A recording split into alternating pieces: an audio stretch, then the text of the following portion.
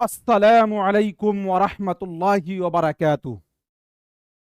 दोस्तों, मैं निशात अहमद आप तमाम साथियों का बहुत बहुत इस्तकबाल करता हूं, खैर मकदम करता हूं, वेलकम करता हूं।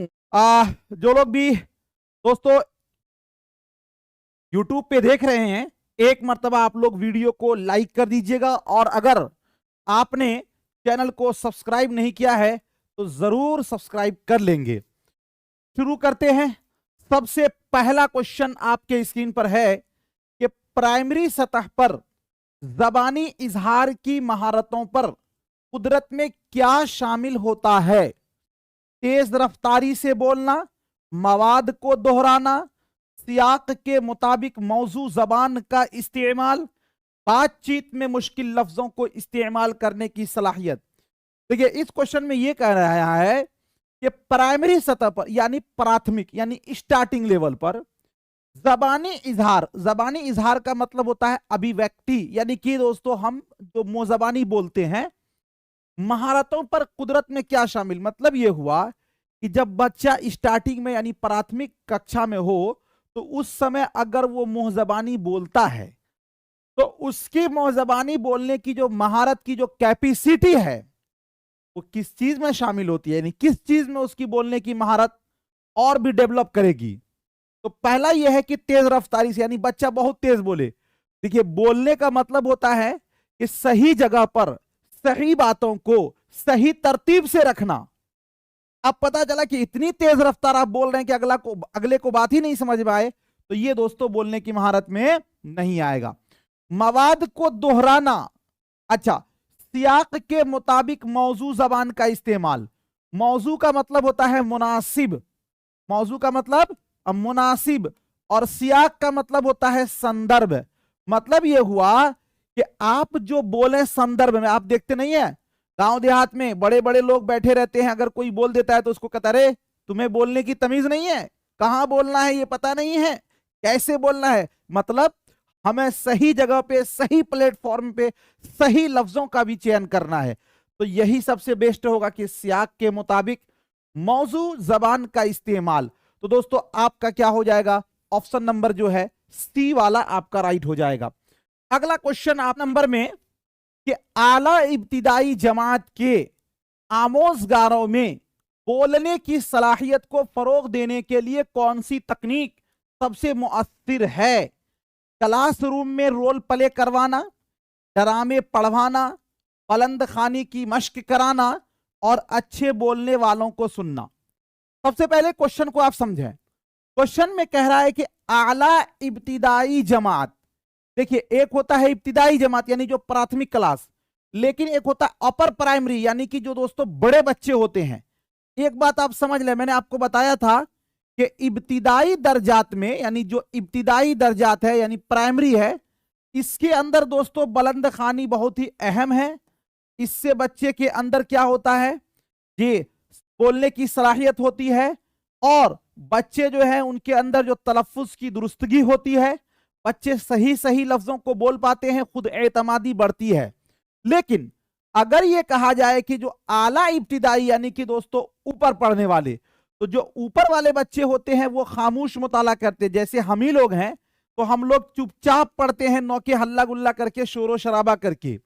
तो आला इब्तिदाई जमात के आमोजगारों में बोलने वाले की सलाहियत को फरोग देने के लिए कौन सी तकनीक सबसे मुअस्सिर है? अगर आपको बोलने के लिए रोल प्ले जो है ये इब्तिदाई के लिए है, ये आला इब्तिदाई के लिए नहीं है, ये कट जाएगा। ड्रामे पढ़ना, देखिए ड्रामा पढ़ना नहीं होता है, ड्रामा खेलना होता है, ये भी आपका नहीं होगा। बुलंद खानी की मश्क करना, बुलंद खानी इब्तिदाई दर्जात वालों के लिए ये भी कट जाएगा। मान लीजिए सपोज दैट अभी आपका अंबेडकर जयंती गुजरा, आपको दोस्तों जिला कलेक्ट्रेट से या ब्लॉक लेवल से एक चिट्ठी आ जाए कि आपको अगले दिन या 2 दिन के बाद जो है स्टेज पर भाषण देना है, तो वहां पर भी एक बोलने की सलाहियत है। तो अब बताइए कि आप क्या करिएगा? किताबों को पढ़िएगा और आप फिर सुनिएगा कि कोई अच्छे पढ़े लिखे प्रोफेसर या वक्ता कैसे अपनी बातों को रखते हैं। आप यूट्यूब का सहारा लेकर, किसी चीज का भी सहारा लेकर आप सुनेंगे। पता ये चला कि आला इब्तिदाई जमात के बच्चों को अगर बोलने की महारत को डेवलप करना है तो अच्छे बोलने वालों को सुनना। बात समझ रहे हैं? तो इसीलिए आपका ऑप्शन नंबर डी वाला आपका क्या हो जाएगा, राइट हो जाएगा। ऑप्शन नंबर डी वाला क्या हो जाएगा आपका, राइट हो जाएगा। अगला क्वेश्चन आपके स्क्रीन पर है, कहा जा रहा है जबान की तदरीस में कहानी सुनाना एक हिकमत अमली है। जबान की तदरीस का मतलब कि भाषा शिक्षण में कहानी क्यों सुनाया जाता है। आपने देखा होगा कि भाई मान लीजिए कि हमको बच्चे को भाषा का मतलब हुआ कि बोलना आ जाए और चीजों को समझना आ जाए, पढ़ना आ जाए, लिखना आ जाए, लेकिन कहानी सुनाने का मतलब क्या हुआ, कहानी क्यों सुनाया जाए, यही चीज के बारे में बात हो रही है कि सुनने, बोलने और समझने के लिए, लिखने की महारत की तालीम के लिए, उसके बाद सिर्फ अखलाकियात की तालीम के लिए, पढ़ने की महारत की तालीम के लिए। ऐसे सबसे पहले आप ये समझ लें दोस्तों, जहां भी आपका सिर्फ आए, जहां भी आपका ही आए, जहां भी आपका भी आए, जहां आपका याद करना आए, जहां आपका रटना आए, जहां आपका मारना आए, जहां आपका इम्तिहान लेना आए, ये सब निगेटिव वर्ड है। तो यहां पर जो सिर्फ आ गया ये आपका नहीं होगा। अच्छा, कहते हैं लिखने की महारत, तो लिखने की महारत कहानी सुनने से नहीं आएगा, लिखने की महारत आपको दोस्तों लिखने से आएगा, तो ये भी आपका कट जाएगा। पढ़ने की महारत, यहां पे है कहानी सुनाना, तो सुनने से आपको पढ़ना नहीं आएगा, बल्कि पढ़ना दोस्तों आपको पढ़ने से आएगा, ये भी आपका कट जाएगा। लेकिन एक चीज देखिए, कहानी इसलिए सुनाया जाता है कि कहानी के अंदर बहुत सारे ऐसे अल्फाज होते हैं जिसका माना बच्चों को पता नहीं होता, वो सियाक में यानी संदर्भ में उसका माना पता कर लेता है। और दूसरी बात यह कि कहानी में उतार चढ़ाव, मुहावरे और जरबुल मसल आते हैं, उसका इस्तेमाल पता चल जाता है। तो इसलिए कहा जाए कि कहानी से सुनने की भी कैपेसिटी होती है, बोलना भी आता है और समझना तो आएगा ही। तो इसीलिए दोस्तों इसका क्या होगा, ऑप्शन नंबर ए वाला राइट हो जाएगा। ठीक है, चलिए अगला क्वेश्चन आपके स्क्रीन पर है, कहा जा रहा है कि जबान सीखने के दौरान तलबा को बोलते वक्त अपने तलफ्फुज पर एतमाद नहीं रहता, इस मुश्किल पर काबू पाने का एक तरीका है गलती होते ही उसकी इस्लाह कर लेना, क्लासरूम में बुलंद आवाज से पढ़ना, किसी माहिर की मदद से बोलने की खामियों को दूर करने के लिए खुसूसी मशक़ें कराना, क्लासरूम में खेल जैसी मशक़ें कराना जिनमें तलबा एक दूसरे से बातें करें। दोस्तों सबसे पहले इस क्वेश्चन में आप समझे क्या कहा जा रहा है। इस क्वेश्चन में यह कहा जा रहा है कि बच्चा जब जबान सीखता है तो उस सीखने के दौरान तलबा को बोलते वक्त अपने तलफ्फुज पर एतमाद नहीं रहता। जैसे मान लीजिए कि किसी को आप कुछ पूछिएगा ना तो वो बोलेगा और उसको कह रहे जी क्या बोले हो, सही से बोलिए, तो वो फिर पीछे हट जाए, यानी वो जो बोल रहा है उस पर उसको एतमाद नहीं है, भरोसा नहीं है। तो इसका मतलब क्या हुआ, जब किसी चीज पर एतमाद यानी कॉन्फिडेंस नहीं है तो वो कॉन्फिडेंस कैसे आएगा। तो दोस्तों जब हम ज्यादा इस्तेमाल करेंगे लफ्जों को तो और वो बढ़ जाएगा। कहते हैं ना कि जिस हमारा पक्ष में कमी हो उसको अगर और प्रैक्टिस किया जाए और प्रैक्टिस किया जाए तो वो धीरे धीरे मजबूत हो जाता है। वैसे ही जैसे अगर बहुत सारे लोग ऐसे होंगे जो कभी उर्दू पेडागोजी का अलिफ भी जिंदगी में नहीं पढ़े होंगे, लेकिन जब वो सीटेट का फॉर्म भरते हैं, यहाँ प्रैक्टिस करते हैं, बार बार प्रैक्टिस करते हैं, बार बार अधिगम आमोजिश अर्जन इक्तिसाब तहसील है ना, ये सब सुनते हैं तो एग्जाम में अच्छा खासा नंबर ले आते हैं। पता ही चला कि जो चीज कमी है अगर उसकी तैयारी कर ली जाए तो वो दुरुस्त हो जाती है। तो यहां पर भी क्या करा है कि उसके अंदर खुद एतमादी नहीं है, तो खुद एतमादी कैसे आएगा, और भी बोलने से आएगा। तो पहला है कि गलती होते ही उसकी इस्लाह कर लेना। अगर मान लीजिए कि कोई बच्चा ऐसा है जिसकी गलती हो फौरन इस्लाह कर दिया जाए तो उसके मन में एक हेजिटेशन आता है, वो जो बोलना चाहेगा उसको वो खुलकर नहीं बोल पाएगा। इसलिए हमें ऐसे काम नहीं करना है। क्लासरूम में बुलंद आवाज से पढ़ना, देखिए ये बात बिल्कुल सही है कि बुलंद आवाज से पढ़ने में उनके अंदर दोस्तों खुद एतमादी बढ़ेगा, लेकिन इससे भी बेस्ट ऑप्शन देखिए नीचे, किसी माहिर की मदद से बोलने की खामियों। देखिए उसके लिए कोई माहिर के पास जाने की जरूरत नहीं है, बल्कि अगर आप अपने हमजोलियों के साथ खेलेंगे बोलेंगे तो आपको बोलना आ जाएगा। क्लासरूम में खेल जैसी मशक़ें कराना जिनमें तलबा एक दूसरे से बातें करें। दोस्तों एक दूसरे से जब वह बात करेगा तो यहां पर क्या होगा, ग्रुप में काम करेगा। वो आपने पढ़ा होगा कि बच्चे जो सीखते हैं वो कैसे सीखते हैं, समाजी तामुल यानी SI, यानी कि दोस्तों सामाजिक अंतःक्रिया से बच्चे जल्दी सीखते हैं। किसने दिया था, लेव वाइगोत्स्की ने ये सिद्धांत दिया था जे, तो ये आपने पढ़ा है। इसीलिए इसका जो है ऑप्शन नंबर जो है आपका डी वाला क्या हो जाएगा, राइट हो जाएगा। अगला क्वेश्चन आपके स्क्रीन पर है, कहा जा रहा है कि जबानदानी की मुंदरजा झैल सलाहियतें, जबानदानी की मुंदरजा झैल सलाहियतें किस तरतीब में बआसानी हासिल की जा सकती है। सुनना, बोलना, पढ़ना, लिखना, बोलना, सुनना, पढ़ना, लिखना, सुनना, बोलना, लिखना, पढ़ना, सुनना, पढ़ना, बोलना, लिखना। यानी ये कह रहे हैं कि आपको अगर जबान के महारत को अगर उसको आपको ये करना है तो किस तरतीब में। दोस्तों हमने आपको बताया था कि जबान की महारतें यानी कि लैंग्वेज स्किल जो है वो कुल 4 है। कौन कौन सा भाई, L, S, R और W, है ना, बताए थे। L का मतलब सुनना, और S का मतलब दोस्तों बोलना, और R का मतलब रीडिंग यानी कि पढ़ना, और W का मतलब लिखना। ये इसी तरतीब में होगा, यानी इस तरह होगा, सुनना, बोलना, और उसके बाद आएगा पढ़ना, और सबसे आखिर में आएगा लिखना। तो देखिए ये कहां पर है, सुनना है, बोलना है, पढ़ना है, लिखना है। यही वाला आपका सही होगा, ऑप्शन नंबर ए वाला आपका राइट हो जाएगा। अरे भाई इसमें सुनना पढ़ना पहले आ गया है, डी नहीं होगा ना, देख रहे हैं, सुनने के बाद बोलना होना चाहिए, ये पढ़ना आ गया, ये गलत हो जाएगा। यहां पर बोलना पहले आ गया, ये गलत हो जाएगा। अच्छा यहां पर सुनना है, बोलना है, लेकिन लिखना पहले आ गया है, ये वाला भी गलत हो जाएगा। इसीलिए ऑप्शन नंबर ए वाला आपका राइट हो जाएगा। अगला क्वेश्चन, अगला क्वेश्चन आपके स्क्रीन पर है कि बातचीत के दौरान कौन कौन सी 2 अमल साथ साथ चलते हैं। पहला है सुनना और देखना, पढ़ना और सुनना, और सुनना और बोलना, और दोस्तों सुनना और हंसना। बातचीत का मतलब क्या होगा, तो बातचीत का मतलब होगा वार्तालाप। वार्तालाप का मतलब हुआ कि कोई ए व्यक्ति है, कोई बी व्यक्ति है, तो दोस्तों ए बोलेगा तो बी सुनेगा, और जब बी बोलेगा तो ए सुनेगा। तो गोया कि ये बोला तो ये सुना, और ये बोला तो ये सुना। तो दोस्तों इसके अंदर क्या क्या आएगा, सुनना और प्लस में बोलना आएगा बातचीत में। लिखना, हंसना, देखना ये सब नहीं आएगा।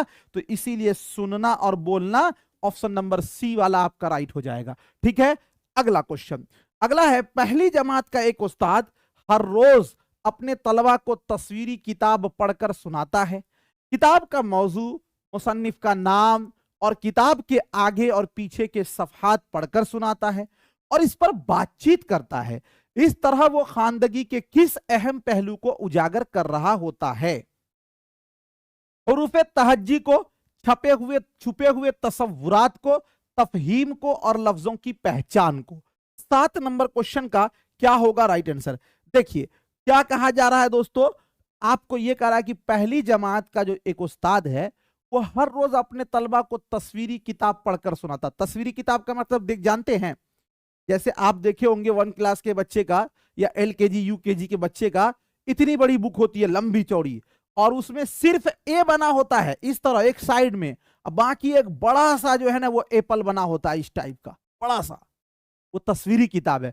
तो कह रहा है कि बच्चे से हर रोज वो अपने तलबा को तस्वीरी किताब पढ़कर सुनाता है कि तुम सुनो ABCD, जैसे हम लोग बच्चे को पढ़ाते हैं। किताब का मौजू, मुसन्निफ का नाम और किताब के आगे और पीछे के सफहात पढ़ के किताब के बारे में बताता है कि बाबू ये उर्दू की किताब है, ये अंग्रेजी की किताब है, ये हिंदी की किताब है, इसको फलां ने लिखा है, ये भी बताता है, आगे पीछे भी और को पलटा के बताता है। इस पर बातचीत करता है, इस पर जो है ना वो बच्चे से बातचीत भी करता है। अच्छा अच्छा ए जानते हो, अच्छा ए ये, अच्छा एप्पल है तो ये ए होगा ना, अच्छा ये जग है तो ये जे होगा ना, यानी वो उस पर बातचीत भी करता है। इस तरह वो खानदगी के किस अहम पहलू को उजागर कर रहा होता। अगर हम ये कहते हैं हुरूफ तहज्जी, तो हुरूफ तहज्जी तो अलिफ से लेकर या ही तक है ना, वो तो आगे पीछे पलट रहा है, तस्वीर भी दिखा रहा है, तो ये आपका नहीं होगा। कहते हैं तफहीम, तफहीम का मतलब होता है समझना। दोस्तों यहां पे समझने वाली बात नहीं है, वो तो दोस्तों क्या कहते हैं उसके बारे में भी चर्चा करता है कि उस किताब को किसने लिखा, इसलिए ये भी आपका कट जाएगा। लफ्जों की पहचान, लफ्जों की पहचान अगर होती तो ये बताता है कि अलिफ यही पढ़ा था ना, लेकिन इसमें तो ये लिखा हुआ है कि मुसन्निफ का नाम बताता है, किताब के आगे पीछे के सफात सुनाता है, उस पर बातचीत करता है, तो ये छपे हुए तसव्वुरात को वाज़ेह करता है। छपे हुए तसव्वुरात का मतलब जानते हैं? तसव्वुर, आपको कोई कहता है तसव्वुर कर लीजिए कि सुनीता विलियम की जगह आप जो है ना जे एयर स्पेस के इसमें आप क्राफ्ट में जा रहे हैं। तसव्वुर का मतलब मान लेना, और जो चीज छपी हुई है उसके बारे में चर्चा करना ही छपे हुए तसव्वुरात को जाहिर करना है। तो ये दोस्तों वही चीज तो कर रहा है ये, इसीलिए आपका ऑप्शन नंबर बी वाला आपका राइट हो जाएगा। ठीक है, चलिए अगला क्वेश्चन दोस्तों आपके स्क्रीन पर है। एक प्राइमरी टीचर तालिबे इल्मों को सुनने की महारतों की नशोनुमा को फरोग दे सकती है। कह रहे कि एक जो है प्राइमरी टीचर जो है वो तालिबे इल्मों के सुनने की महारत, क्या चीज का? सुनने की महारत की नशोनुमा। नशोनुमा का मतलब होता है कि सुनने की जो कैपेसिटी है उसको बढ़ाना, उसको डेवलप कैसे कर सकती है? तो दोस्तों पहला यह है, तलबा से इनफिरादी तौर पर पढ़ाते हुए पूछेगी कि उन्होंने जो सुना उसे बताएं। यानी अलग अलग बच्चे से पूछा जाए कि भाई तुमने जो सुना है उसको तुम बताओ, तो क्या इससे सुनने के क्षमता का विकास होगा? फरोग का मतलब विकास। जब तलबा बोल रहे होंगे तो वो तवज्जा से सुनेगी, यानी ये करेगी जब बच्चा बोले तो वो तवज्जा से सुने। खास सुनने की सरगर्मियों को रोजमर्रा के मामूल से जोड़कर और वो तलबा को बार बार यह याद दिलाएगी कि वो क्या सुन रहे हैं, इस पर गौर करें। यानी वो बार बार इस चीज को याद दिलाए कि वो क्या सुन रहे हैं। देखिए, अगर आप ये कहते हैं कि हम बच्चे के सुनने की महारत यानी उसकी कैपेसिटी को डेवलप करना है, उसके लिए जब तलबा से इनफिरादी तौर पर पढ़ाते हुए पूछेगी कि उन्होंने जो सुना उसे बताएं, तो देखिए इनफिरादी अलग अलग करना, आपको सबको एक साथ लेकर चलना है, समावेशी शिक्षा है, यानी कि दोस्तों शमूलियाती तालीम, तो हमें अलग अलग नहीं करना है, इसलिए ये आपका कट जाएगा। जब तलबा बोल रहे होंगे तो वो तवज्जा से सुनेगी। एक बात बताइए, जब बच्चा बोलेगा टीचर सुनेगा तो टीचर के ना सुनने का विकास होगा। यहां पर तो बात करा कि एक प्राइमरी टीचर तालिबे इल्मों के सुनने की महारतों को डेवलप करना है, उसको बच्चे की सुनने की महारत। तो बच्चे के सुनने की महारत कब होगी? जब बच्चा सुनेगा तब। इस वाले ऑप्शन में जब तलबा बोल रहे होंगे तो तवज्जा से सुनेगी, इसमें टीचर सुनने की बात हो रही है, इसलिए यह भी कट जाएगा। खास सुनने की सरगर्मियों को रोजमर्रा के मामूल से जोड़कर, अब इसका मतलब यह हुआ खास सुनने की सरगर्मी, जैसे मान लीजिए कि हम कोई कविता सुनाते हैं, कोई कहानी सुनाते हैं, कोई वाकया सुनाते हैं, तो वो बच्चे के जो घरेलू जिंदगी है उससे जोड़कर हम उसको सुनाएं और फिर बच्चों का उस पर रिएक्शन ले, बच्चों के उस पर दोस्तों हम तबसरा करें।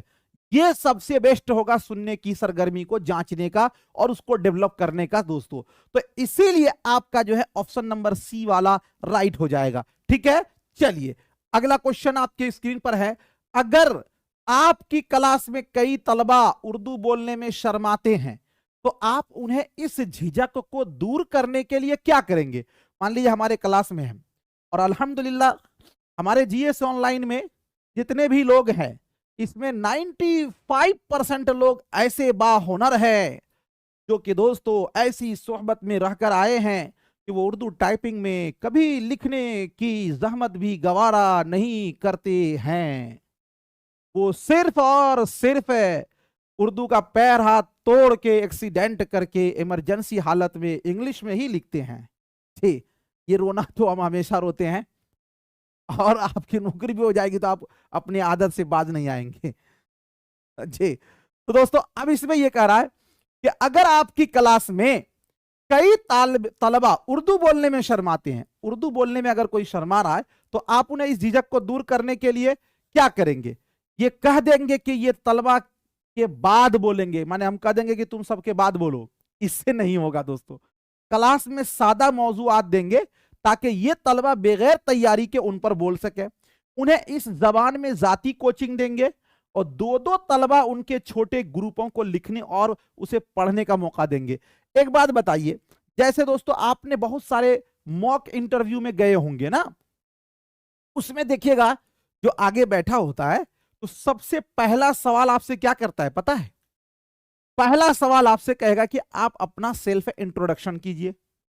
अब इंट्रोडक्शन एक ऐसा चीज है कि इसके बारे में सारे जितने भी बच्चे हैं सब अपना इंट्रोडक्शन दे सकते हैं कि मेरा नाम फला है, मेरे वालिद का नाम ये है, मेरा जो है पसंदीदा चीज ये है, मेरा घर यहाँ है, मैं यहां से बिलोंग करता हूं। यानी दोस्तों ये एक सादा मौजू हुआ जिस पर सारे लोग बोल सकते हैं। लेकिन अगर आपको एक कोई खास मौजू दे देगा तो उस पर सब लोग नहीं बोल सकते हैं। अगर कोई बच्चा शर्मा रहा है तो हम उसको एक ऐसा टॉपिक दे दें कि उस पर बगैर तैयारी के बोल ले तो उस पर सब बोलेगा, कुछ ना कुछ तो बोल ही देगा। तो जाहिर सी बात है कि अगर वो शर्मा रहे हैं तो ये कह दें कि एक तलबा के बाद बोलना, तो जी नहीं, ये आपका गलत होगा। इसके अंदर दोस्तों निगेटिविटी है। क्लास में सादा मौजूआत देंगे। ये जो सादा मौजू है मतलब कि उसको फ्री टॉपिक से देंगे। अब फ्री टॉपिक से यही है कि आप अपने बारे में बताइए, है ना, ताकि ये तलबा बगैर तैयारी के उन पर बोल सके। चूंकि उनकी जब तैयारी नहीं होगी तो वो शर्माएंगे भी नहीं। तो इसीलिए आपका जो है ऑप्शन नंबर बी वाला आपका राइट हो जाएगा। ठीक है, अगला क्वेश्चन। क्लासरूम में बुलंद खानी के दौरान एक तालिबे इल्म तलफ्फुज की गलतियां करता है। उस्ताद को चाहिए कि बुलंद खानी का मतलब होता है कि आवाज से पढ़ना। तो जब एक बच्चा आवाज से पढ़ता है और उसमें वो गलती करता है तो वैसी कंडीशन में उस्ताद को क्या चाहिए? गलत तलफ्फुज के लिए उसे डांटे, उसे क्लासरूम कभी बुलंद खानी का मौका न दे, मिसालों के जरिए उस लफ्ज के तलफ्फुज को दुरुस्त करे, उसे समझने और दूसरे तालिबे इल्म को पढ़ने के लिए कहेंगे। एक बात बताइए, आपको कहीं पढ़ने का मौका मिले और आप कुछ गलती कर दो, आपको बैठा दे 10 बच्चे के सामने, तो आपके मन में क्या गुजरता है? उफ, क्यों खड़ा कर दिए हमको? होता है ना, थोड़ा सा हेजिटेशन होता है। तो हमें ऐसा नहीं करना है। ये कहना कि दोस्तों उसको डांटना, ये निगेटिव वर्ड है। उसे कभी भी मौका नहीं देना, ये भी निगेटिव वर्ड है। अच्छा, ये उसे समझने और दूसरे तालिबे इल्म को पढ़ने के लिए कह देंगे, ये भी निगेटिव है। हाँ, जिस बच्चे की जिस वर्ड में तलफ्फुज में गलती है उसको हम अलग से एक आउट मिसाल भी देकर हम दोस्तों उसको समझा सकते हैं और उसको दुरुस्त कर सकते हैं। तो मिसालों के जरिए उस लफ्ज के तलफ्फुज को दुरुस्त करे, ये बिल्कुल सही है। तो ऑप्शन नंबर जो है सी वाला आपका क्या हो जाएगा? राइट हो जाएगा। ठीक है, अगला क्वेश्चन। उस्ताद अपने तालिबे इल्मों से कहता है कि मजमूई ख्याल जानने के लिए मतन पर एक तायराना नजर डालें। इस तरह वो पढ़ने की किस हिकमत अमली पर तवज्जो मरकूज कर रहा है? तकाबुल करना, जोड़ना, बगौर जायजा लेना, सरसरी मुताला करना। ये क्या होगा दोस्तों राइट आंसर? चलिए, एक चीज यहां पर आप सबसे पहले समझ लें। एक लफ्ज है यहां पर तायराना। आपने एक शेर सुना होगा, ए ताइर लाहूती उस रिज्क से मौत अच्छी जिस रिज्क में आती हो, जिस रिज्क से आती है परवाज में कोताही। तायर का मतलब परिंदा। लेकिन यहां पे कह रहा है कि उस्ताद अपने तालिबे इल्मों से कहता है कि मजमूई ख्याल का मतलब कि पूरे मतन का एक लुब्बे लुबाब क्या है ना, इसको जानने के लिए मतन पर एक तायराना नजर डालें। मतलब मान लीजिए कि ये हमारा बुक है, ठीक है, अब हम एक एक वर्ड ना पढ़ें बल्कि इस चैप्टर का हम समझ लेंगे कि इस पूरे चैप्टर में क्या कहना चाह रहा है। जल्दी जल्दी से आप देखते हैं ना, पेपर को हम लोग खोल लेते हैं, ऊपर नीचे से देख लिए, अच्छा अच्छा अच्छा आपके पेपर में ये बातें हैं, बस हो गया, रख दिया। यही होता है ताइराना नजर। इसी को दोस्तों कहते हैं सरसरी मुताला। क्या कहेंगे? सरसरी मुताला। और अल्हम्दुलिल्लाह आप लोगों का आंसर इसका सही आ रहा था। अगला क्वेश्चन, मुंदरजा झैल में कौन जबान की महारत के लिए जरूरी नहीं है? कहानी को नज्म में बदलना, सही हिज्जा लिखना, मतन की तलखीस करना, तस्वीर की वजाहत करना। यानी ये कहा जा रहा है कि वो कौन सा काम है जो कि दोस्तों जबान की महारत के लिए जरूरी नहीं है। तो दोस्तों हम सभी को पता है कि जबान की महारत कितने हैं? 4 हैं। कौन कौन सा भाई? तो आपका है सुनना है, बोलना है ना, और उसके बाद लिखना है, और उसके बाद आपका पढ़ना है, यही ना है। और हमको कह रहा है कि जबान की महारत के लिए कौन सा काम जरूरी नहीं है। पहला यह है कि कहानी को नज्म बदलना। आपने कहीं पढ़ा भाई, हमें कहा गया कि सुनने का विकास करना है, बोलने का विकास करना है, पढ़ने का विकास करना है, लिखने का विकास करना, और ये कहीं नहीं कहा गया कि हर कहानी को आप नज्म बदलिए। ये महारत में नहीं है। अच्छा, सही हिज्जा लिखना। तो सही हिज्जा लिखने से क्या होगा? आपका लिखने का विकास होगा। तो ये बिल्कुल सही है। तस्वीरों की वजाहत करना, जब वजाहत करेंगे तो इससे क्या आएगा, आपका बोलने का सलाहियत बढ़ेगी। तो ये बात बिल्कुल सही है। मतन की तलखीस करना, जब आप किसी भी मतन का खुलासा दोस्तों करेंगे तो दो ही कंडीशन हो सकती है, या तो आप लिखेंगे या तो आप बोलेंगे, ये भी महारत में आएगा, लेकिन ये वाला आपका नहीं होगा। तो इसीलिए दोस्तों क्या होगा, ऑप्शन नंबर ए वाला आपका क्या हो जाएगा, राइट हो जाएगा। अगला क्वेश्चन आपके स्क्रीन पर, अच्छी तहरीर में शामिल नहीं है, अच्छी तहरीर में तसव्वुरात और पेशकश, सही एराब, कवायद की दुरुस्तगी, और आगे कह रहा है कि सिर्फ खुशखत तहरीर। देखिए क्या कह रहे हैं कि अच्छी तहरीर में शामिल नहीं है। तहरीर का मतलब होता है लेख। तो सबसे पहले दोस्तों आप समझ लें कि तहरीर का मतलब लेख, लेख का मतलब यह हुआ कि आप अपनी बातों को सही ढंग से लिखें। और दोस्तों देखिए लिखने का मतलब यह होता है कि आप अपने मन की बात को लिखें। कोई नोट को हम देख के लिख देते हैं उसी तरह, तो उसको उर्दू पेडागोजी में लिखना नहीं कहते हैं। और जाहिर सी बात है उसको कहीं भी लिखना नहीं कहेंगे, इसलिए कि उसमें आपका कोई योगदान नहीं है, उसमें आपकी कोई मेहनत नहीं, इसलिए कि उसने आपने नकल किया है। हाँ, आप अपनी बात लिखते हैं, आप अपनी बात को अपने लफ्जों में लिखते हैं, उसको लिखना कहेंगे। तो हमको कहा जा रहा है कि अच्छी तहरीर में क्या शामिल नहीं है। पहला है तसव्वुरात और पेशकश। तसव्वुरात का मतलब जो आप सोच रहे हैं और उसके बारे में बताना, तो ये तो बिल्कुल सही है। उसके बाद आपका दूसरा है सही एराब। सही एराब का मतलब ये हुआ कि उसमें जबर जेर जो पेश है वो सही सही, तो बिल्कुल सही बात है, ये भी होना चाहिए। उसके बाद है कवायद की दुरुस्तगी। तो कवायद की दुरुस्तगी का मतलब ये हुआ कि भाई मुजक्कर की जगह मुजक्कर, मुअन्नस की जगह मुअन्नस, ये तो आएगा ही लिखने में। लेकिन ये कहना कि सिर्फ खुशखत तहरीर, सिर्फ खुशखत तहरीर का मतलब है कि एक अच्छी राइटिंग बना के आप खूब गोल गोल लिख देंगे, नहीं। इसीलिए आप देखिएगा कुछ लोग जो टॉप करते हैं उनकी तहरीर अच्छी ना होने के बावजूद भी, लेकिन वो अच्छे से सवालों के जवाब देते हैं, जिसकी वजह से वो टॉप करते हैं। तो दोस्तों ये वाली बात आपकी गलत है। और ऐसे भी अभी हमने आपको बताया था कि जहां पर सिर्फ लगा हो, ही लगा हो, भी लगा हो, है ना, तो ये निगेटिव होता है। तो ये निगेटिव ही पूछा गया, इसीलिए ऑप्शन नंबर डी वाला आपका राइट हो जाएगा। अगला क्वेश्चन है, क्लासरूम में खामोश मुताला एक अच्छा तरीका है। खामोश मुताला चुपचाप पढ़ना क्या होगा, तलबा को तेज रफ्तारी से पढ़ने के काबिल बनाने के लिए, तलबा को दरसी किताब मिलजुल कर पढ़ने के लायक बनाने के लिए, तलबा को तफहीम पर तवज्जो मरकूज रखने के काबिल बनाने के लिए, क्लासरूम में नज्म जब्त बनाए रखने के लिए। दोस्तों ये कहा जा रहा है कि क्लासरूम में जो खामोश मुताला है वो क्या है। आप देखते हैं कहा जाता है कि जब पूरी दुनिया सो रही है तो पढ़ने वाले अच्छे जो तालिब इल्म होते हैं वो पढ़ते हैं। क्यों पढ़ते हैं, एक खामोश, एक शांति भरा उसको माहौल मिलता है और चीजों को बड़ी गहराई से और बड़ी बारीकी से वो समझते हैं।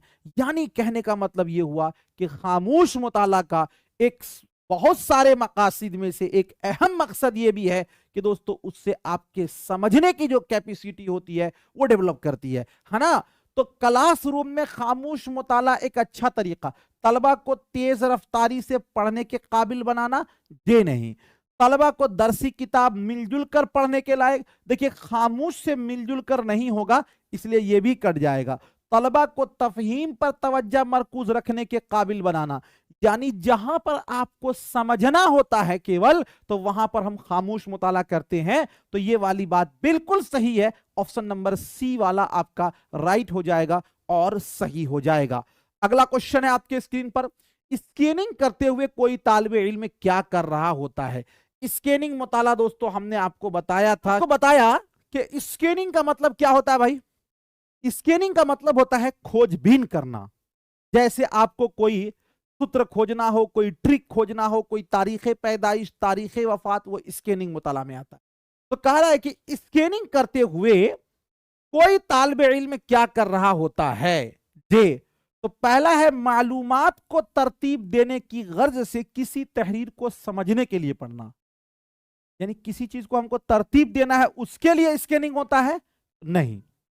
जरूरी और मुनासिब मालूमात को पढ़कर तहरीर में लाना, देखिए ये तो ठीक था कि जरूरी और मुनासिब मालूमात को हासिल करना, लेकिन ये कहा जा रहा है कि इसको तहरीर में लाना, भाई तहरीर में लाना मुताला में नहीं आएगा, ये भी कट जाएगा। किसी तहरीर की गैर जरूरी तफसीलात को नजरअंदाज करके उसमें पेश करदा मखसूस मौजुआत की निशानदेही करने के लिए उस पर गहरी निगाह डालना।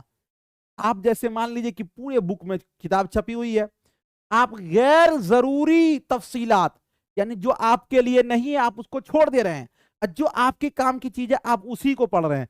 यही तो हुआ आपका स्कैनिंग मुताला जो हमने आपको बताया था। तो दोस्तों इसीलिए आपका ऑप्शन नंबर सी वाला क्या हो जाएगा, राइट हो जाएगा।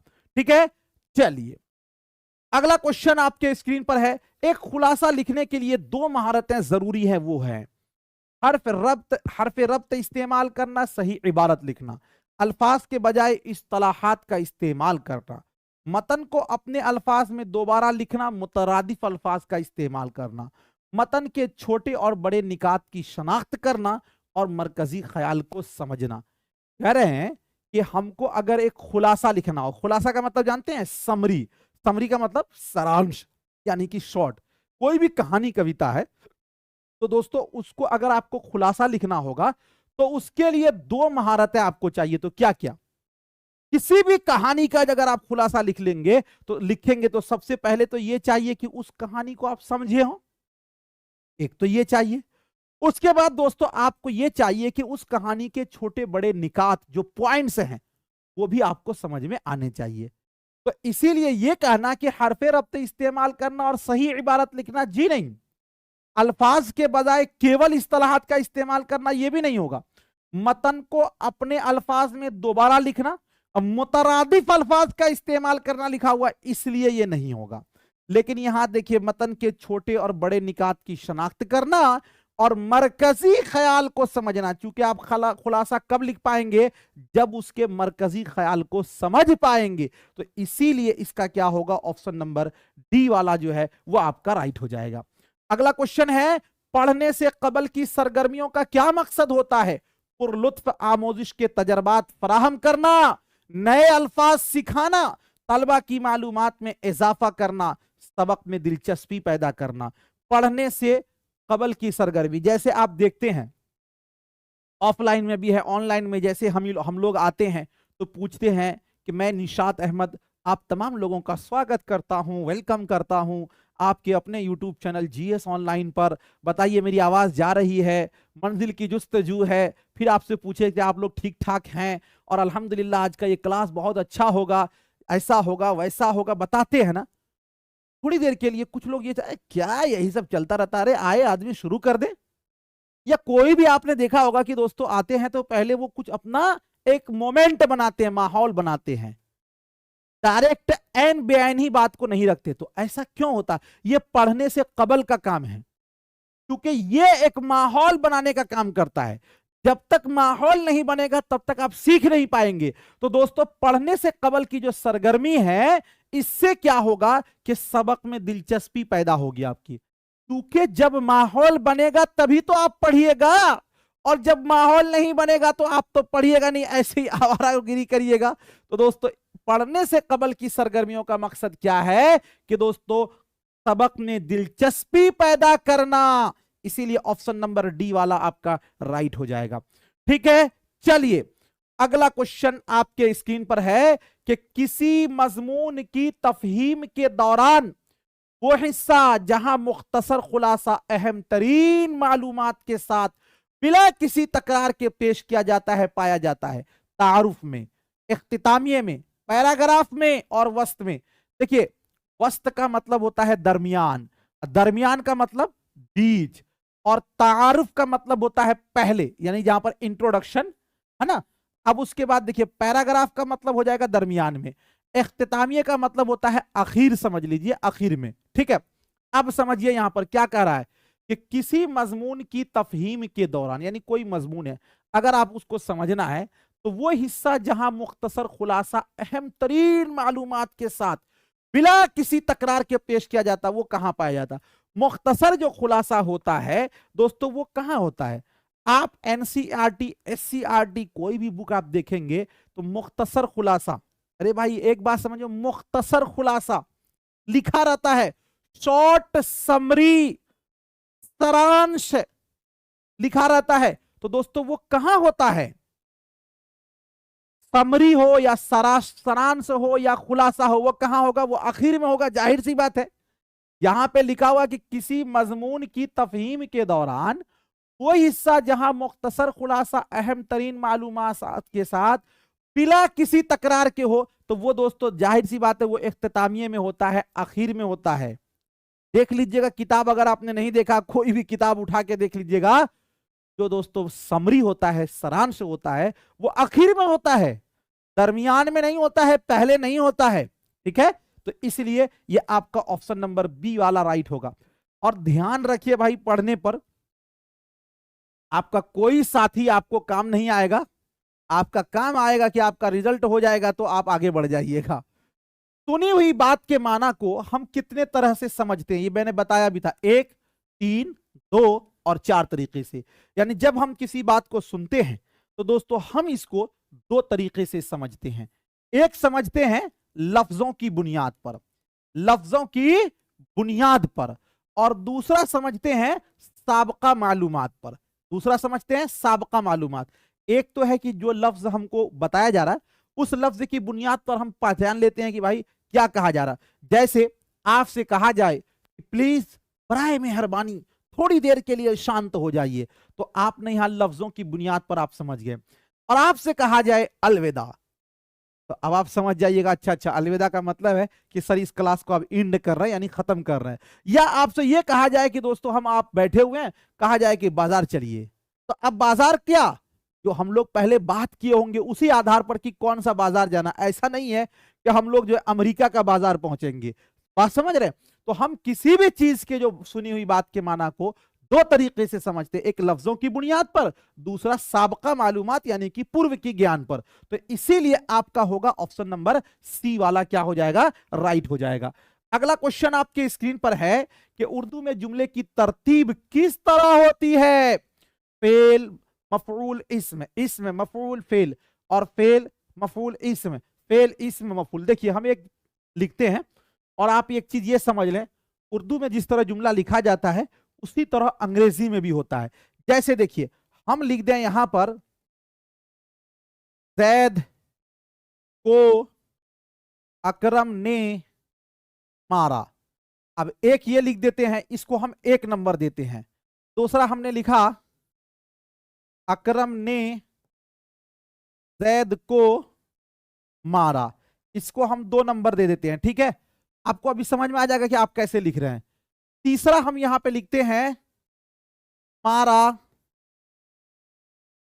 जैद को अकरम ने। ठीक है, चौथा हम दे देते हैं ने मारा जैद को अकरम। तो अब बताइए इसमें से कौन सही है? 1, 2, 3, 4 कौन सही है?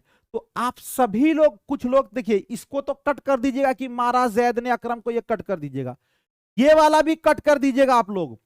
लेकिन कुछ लोग इसमें कंफ्यूजन करेंगे कि जैद को अकरम ने मारा ये सही है या अकरम ने जैद को मारा।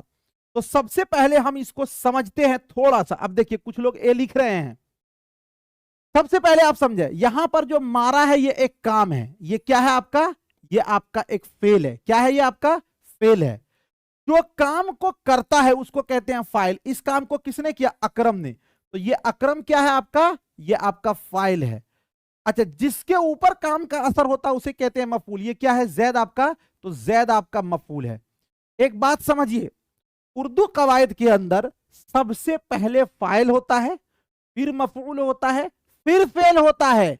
तो यहां पर पहले वाले मिसाल में जैद को अकरम ने मारा, मारा फेल आखिर में है, लेकिन अकरम जो फाइल है ये दोस्तों दरमियान में है, बीच में है, शुरू में नहीं है, इसलिए ये गलत हो जाएगा। ये वाला सही है। तो गोया के पता ये चला कि उर्दू में कैसे होगा, पहले तो पहले होगा फाइल, उसके बाद क्या होगा भाई? तो उसके बाद होगा मफऊल, उसके बाद क्या होगा? तो फेल होगा। अब एक चीज ये समझ लीजिए कि भाई जैसे हमने कहा कि जैद ने अकरम को मारा, ये जुमला आपका सही है। तो एक बात बताइए, जैद आपका फाइल है और फाइल के अलावा जैद इसमें भी तो है, तो हम ये फाइल या फिर हम ऑब्लिक में इसमें कर दें तो कोई दिक्कत कोई दिक्कत नहीं होगा। तो इसीलिए ये वाला फेल भी पहले है कट जाएगा, फेल पहले है कट जाएगा, फेल पहले है कट जाएगा, इसमें मफरूल फेल ये वाला बिल्कुल सही होगा। और एक चीज आप याद रखें, उर्दू जुमला बेआइन ही उसी तरह लिखा जाता है जिस तरह दोस्तों अंग्रेजी के सेंटेंस होते हैं।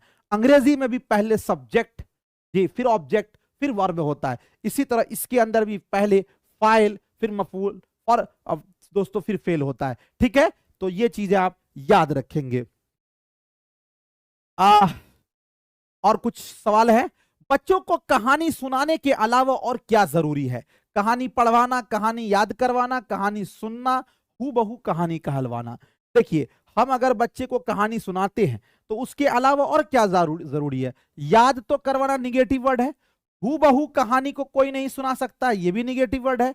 लेकिन दोस्तों हम बच्चे को कहानी सुनाया भी और बच्चे से कहानी सुने भी, सुनाया भी और सुने भी, इसलिए ये जरूरी है। ऑप्शन नंबर सी वाला आपका राइट हो जाएगा। अगला क्वेश्चन आपके स्क्रीन पर है, बच्चों को लिखना सिखाते वक्त असातिज़ा को क्या करना चाहिए? यानी जब हम बच्चे को लिखना सिखा रहे हैं तो एज अ टीचर हमें क्या करना चाहिए? याद करके लिखने वाला मौजूद देना चाहिए, यानी हम वो टॉपिक दें जो याद करके। तो ऐसे भी मैंने आपको बताया कि याद करना निगेटिव वर्ड है, इसलिए ये वाला आपका नहीं होगा दोस्तों। एक हर्फ को बार बार मश्क करानी चाहिए, यानी एक हर्फ जो है उसको बार बार या हुरूफे तहज्जी लिखने के लिए देना चाहिए, खुद के ख्याल और इफ्कार को लिखने के लिए देना चाहिए। एक बात याद रखिए, मैंने आपको कहा था कि बोलने का मतलब होता है कि आप अपनी मन की बात को बोलें, इसी तरह लिखने का मतलब होता है कि आप अपना इजहार ख्याल करें। जैसे मैं अगर कोई सेंटेंस बोल दूं, आप उसको लिखते हैं, तो उसको लिखना नहीं कहेंगे। लिखने का मतलब होता है कि हम अपनी बात को अपने ही अल्फाज में लिखें। तो अगर हमको बच्चे को लिखना सिखाना है तो खुद के ख्याल और इफ्कार को लिखने के लिए देना चाहिए कि आप इस टॉपिक के बारे में क्या सोचते हो। तो इसीलिए ऑप्शन नंबर डी वाला आपका क्या हो जाएगा? राइट हो जाएगा। अगला क्वेश्चन, मुंदरजा झैल में से कौन सा महारत का ताल्लुक नहीं है? पढ़ना, जबान में दिलचस्पी लेना, सुनना और लिखना। कह रहा है कि कौन सा महारत? तो महारत कौन कौन से है? चार ही है ना, सुनना, बोलना और दोस्तों साथ में आपका है पढ़ना और साथ में है आपका लिखना ना। तो एक बात बताइए, पढ़ना आ ही गया है, सुनना आ ही गया है, लिखना आ ही गया, लेकिन जबान में दिलचस्पी लेना है नहीं है, तो इसीलिए यही नहीं होगा। ऑप्शन नंबर बी वाला आपका राइट हो जाएगा। अगला क्वेश्चन, एक क्लास के बच्चे ज्यादातर किसमें गलतियां करते हैं? पढ़ने में, लिखने में, बोलने में, इनमें से सभी। यानी एक क्लास के बच्चे जो हैं वो ज्यादातर किस चीज में गलती करते हैं? तो एक बात याद रखिए, एक क्लास के बच्चे का ये भी नहीं है, सब अपने अनुसार गलती करते हैं, किसी में भी गलती कर सकते हैं, इसीलिए आपका ऑप्शन नंबर डी वाला राइट हो जाएगा। यहां पर एक छोटी सी कहानी मैं आपको सुनाना चाहूंगा, लगभग 1 मिनट का। एक बहुत बड़े मुसव्विर थे, तस्वीर बनाने वाले, और दोस्तों उन्होंने एक बहुत ही बेहतरीन पेंटिंग बनाई थी। और पेंटिंग बनाने के बाद एक बादशाह के दरवाजे पर उन्होंने, मुख्य दरवाजे पर, जो उसका जे दरवाजा था बड़ा सा, उस पर लगा दिया और उस पर यह लिख दिया था कि अगर किसी को कहीं पर कुछ गलती दिखाई दे तो वो उसको निशान लगा दे। चुनांचे वो चला गया, बादशाह के दरबार में जितने लोग आते गए सारे लोग जो है ना उसको कहीं ना कहीं निशान लगा के पूरे को भर दिया। पूरी अच्छी खासी बनी हुई तस्वीर दोस्तों पूरे स्याही से भर के वो खराब हो गई और उसकी तस्वीर की असल हैयत जो थी वो खत्म हो गई। अगले दिन उस पेंटर ने एक सादा जो है पेज वहां पे चिपका दिया दीवार में और कहा कि जो कल मैंने तस्वीर बनाई थी उसका सही अच्छी तस्वीर कौन सी होगी, आप इस पर बना के नोट कर दें। वो मुसव्विर, वो तस्वीर बनाने वाला अगले दिन आता है, देखता है पूरा खाली का खाली है पेज। अगले दिन फिर आता है, देखता है खाली का खाली है। अगले दिन फिर आता है, खाली का खाली है। कहने का मतलब हुआ किसी की गलती निकालना बहुत ही आसान है, लेकिन दोस्तों उस जैसा बनना बहुत ही टफ है। ये ऐसे ही है कि जब आप देखे होंगे मदारी को, वो जब बंदर को नचाता है या वो डमरू बजाता है तो हम लोग देखते हैं तो कहते हैं अरे वाह ये तो बहुत आसान है, हम भी नचा देंगे, हम भी ये कर देंगे। लेकिन जब आपको दिया जाता है तो आप नहीं कर पाते हो। दोस्तों मैं ये इसलिए सुनाया कि सीटेट अगर आपको निकालना है तो क्लास तो करिए ही, क्लास तो मेरा एक्सपीरियंस बोलेगा, है ना, लगभग 7 साल 8 साल से पढ़ा रहा हूं, तो ये तो मेरा एक्सपीरियंस बोलेगा, क्वेश्चन हलवा हो जाएगा यहां पे। लेकिन आप तो 7-8 साल से नहीं ना पढ़ रहे हैं, इसलिए दोस्तों आपको बहुत मेहनत करने की जरूरत पड़ेगी और आपको प्रैक्टिस करना होगा। कल का जो टेस्ट लगेगा ऑनलाइन टेस्ट, इस टेस्ट को सभी लोग दीजिए, और टेस्ट इसीलिए दीजिए कि जो कहानी मैंने सुनाया है ये तो मैंने बोर्ड पर करके दिखाया है ना, आप अपने से दो, आप अपने से डमरू नचाओ, तब पता चलेगा कि आप कितने पानी में हो। चलिए बहुत बहुत शुक्रिया, थैंक यू सो मच। मिलता हूं फिर आपसे नेक्स्ट टाइम नेक्स्ट वीडियो के साथ, जब तक के लिए खुदा हाफिज, शुक्रिया, ऑल द